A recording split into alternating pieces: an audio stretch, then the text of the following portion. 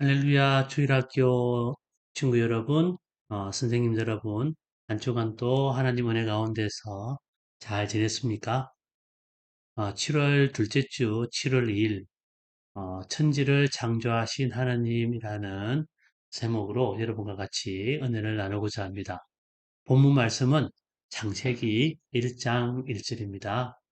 자, 본문 말씀, 여러분과 같이 읽어보도록 하겠습니다. 창세기 1장 1절 태초에 하나님이 천지를 창조하시니라. 아멘. 자, 천지를 창조하신 하나님께서는 창세기 1장에 창조의 순서를 그림과 같이 어, 잘 설명을 해주고 있습니다. 1일, 2일, 3일, 4일, 5일, 6일 총 6일간 생명을 창조하시고 7일째는 안식을 하셨다라고 그렇게 성경에서는 잘 말씀을 해주고 계십니다. 말씀을 도표로 나눠보면 1일차, 2일차, 3일차에 만들어 놓으신 지구의 또 우주의 여러 가지 환경들에서 4일차, 5일차, 6일차는 각각 1, 2, 3일차에서 하나님께서 창조하신 것에 대해서 무언가를 채워 넣으시거나 또 그것을 활용해서 어, 만들 수 있고 다스리고 취할 수 있는 그것으로서 충만케 하신 게 4, 5, 6일에 하나님께서 창조의 활동을 하셨던 그런 내용으로 대비를 해 볼 수가 있겠습니다. 하나님께서 창조를 하실 때에 성경에서는 그 기간들에 대해서 하루, 이틀 이런 식으로 해서 어떤 날을 6일간 또 7일간 이렇게 말씀을 해 놓으셨습니다. 그러나 이 날이라는 것은 여러분 한번 생각을 우리가 바꿔보면 하나님께서는 실제적으로 시간에 대해서는 초월하신 분이에요. 그죠? 하나님께서는 영원부터 영원까지 그 기간 없이 언제나 계셨던 분이십니다. 이런 하나님의 활동을 사람들이 사람의 관점에서 그 내용을 기록을 하다 보니까 어떤 그 하루하루라는 그런 흠에 의해서 하나님께서 하셨던 그런 내용을 기술을 한 것이라고 할 수가 있습니다. 하지만 그 하루가 실제 하루일 수도 있습니다. 하나님께서 말씀하신 그 하루는 하루라고 저는 믿습니다. 하지만 역으로 하나님께서 입장에서 보면 하나님은 시간을 가지고 있지 않으신 분이고 초월하신 분이기 때문에 이 하루라는 것은 베드로 후서에서 말씀하시는 것 같이 그 하루가 하루일 수도 있고 천년이 될 수도 있고 또 만년이 될 수 있는 그런 기간을 하루라고 했다고 할 수도 있을 것이라고 생각을 합니다. 물론 성경에는 이런 하루라는 그 기간이 히브리文으로 요음이라고 하는 그런 표현으로 쓰고 있는데 꼭 하루만이 아닌 여러 가지 뜻으로 성경에서는 사용을 하고 있습니다. 그래서 하나님께서 말씀하시는 이 하루를 우리들은 하루라고도 믿습니다. 하지만 이것 때문에 우리가 시험에 들지 않도록 지혜롭게 하나님의 말씀을 받아들이는 것도 방법이 아닐까라고 생각을 합니다. 자, 어, 하나님께서 어, 이 생명체를 만드셨다고 성경에서는 말씀을 하고 있습니다만 우리가 이 세상에 살면서 학교에서든지 또는 여러 믿지 않는 하나님을 믿지 않는 사람들은 또 다른 그런 의견들을 내어놓고 있습니다. 예를 들면은 아메바나 어떤 원생 생물로부터 고등생물로 이렇게 진화를 해왔다라고 하는 진화론 또, 한 의견일 수가 있습니다.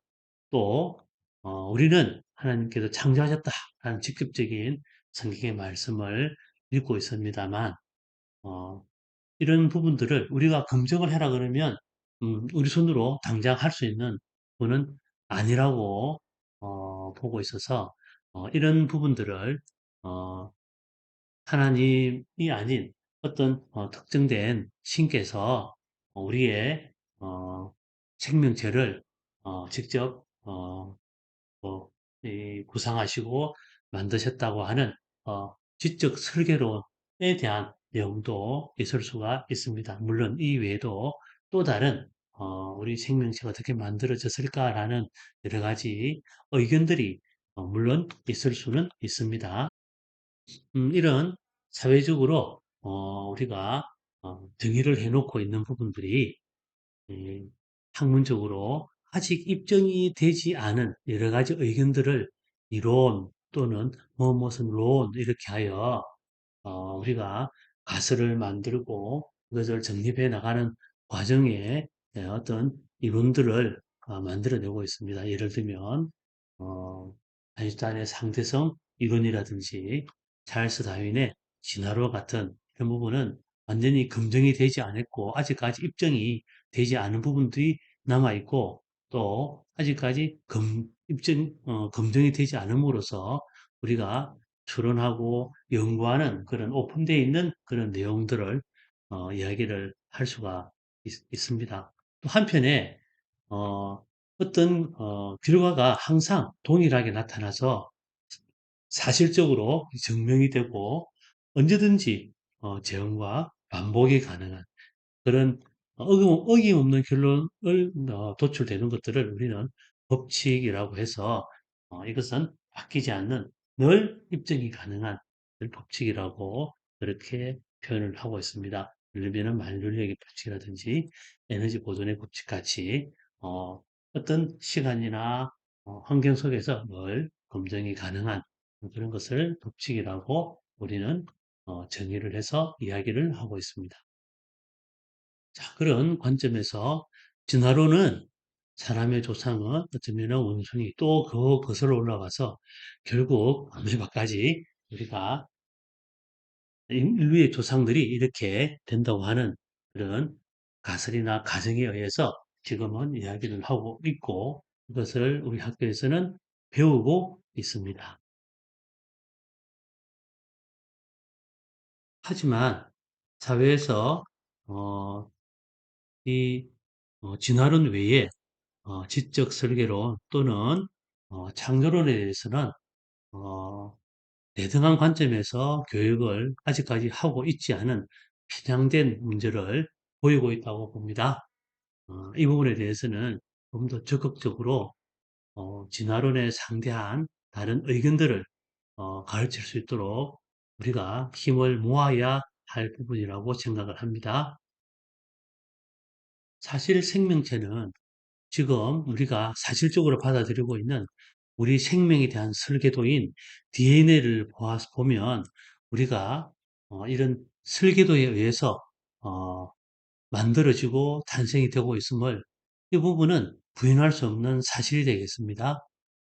하지만 그 누군가가 만들었느냐에 대해서는 이견들을 가지고 있겠지만 이 모든 생명체가 설계 도문에 의해서 만들어졌다는 이 사실은 이제는 모든 사람이 다 받아들이고 있습니다. 그렇다 그러면 어, 진화론에 비해서 오히려 지적 설계론이 더욱더 사실임을 증명이 가능하고 또 이에 대해서 진지하게 우리가 고민하는 그런 시간이 필요하지 않느냐라는 게 저뿐만 아닌 많은 사람들의 새로운 관점의 이야기라고 할 수가 있겠습니다. 뿐만 아니라 어, 이것은 뭐 요즘에 생물학이나 과학계에서도 정립을 했던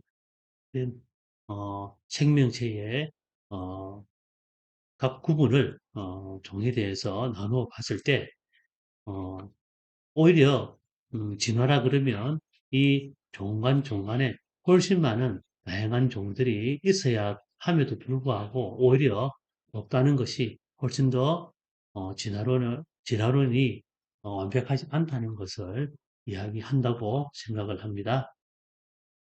자, 이 종의 생명 보존 방법을 역시 보면 식물이나 동물계, 균계 일부를 포함해서 하나님께서는 남녀 또는 암수로 해서 새로운 제3의 성이 없이 양성에 의해서 생명이 유지되어 들어가는 것을 알 수가 있고 이 오묘한 하나님의 계획과 창조의 질서를 오히려 우리는 더욱더 진화론이 아닌 하나님께서 창조하셨다는 그 내용들을 뒷받침하는 그런 내용이 아닐까 생각을 합니다.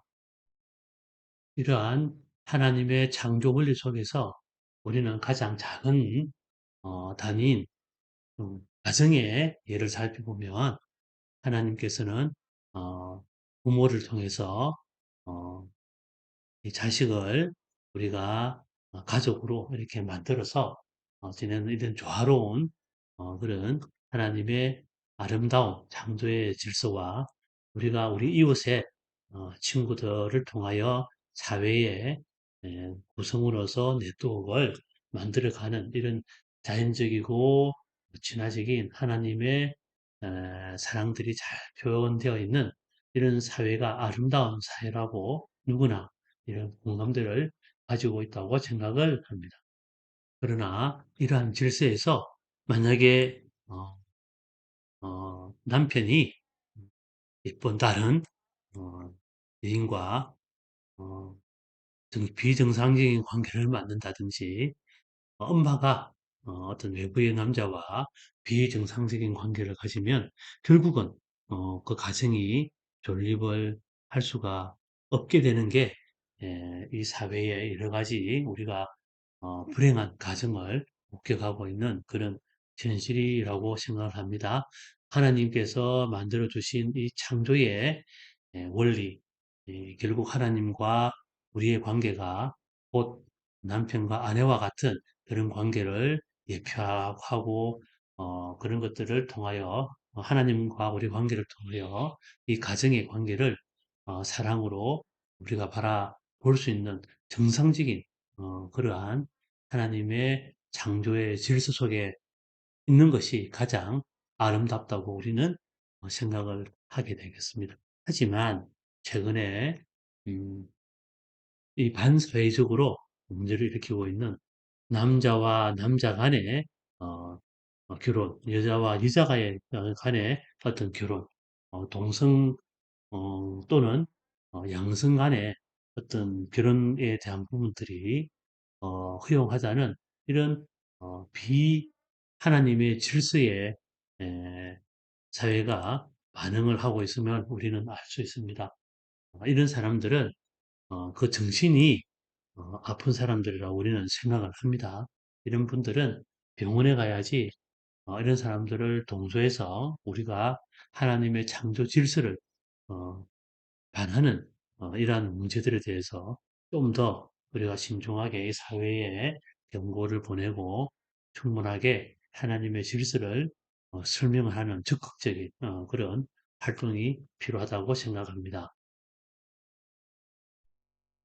자, 오늘 살펴본 하나님의 창조 질서에 대해서 하나님께 감사하고 이 질서의 순화에서 우리가 살아갈 수 있도록 노력하고 감사의 은혜를 늘 찬송할 수 있는 주일학교 친구 여러분과 우리 선생님 되시기를 소망합니다. 오늘의 말씀 같이 한 목소리로 읽어보겠습니다. 태초에 하나님이 천지를 창조하시니라. 창세기 1장 1절 말씀 감사합니다.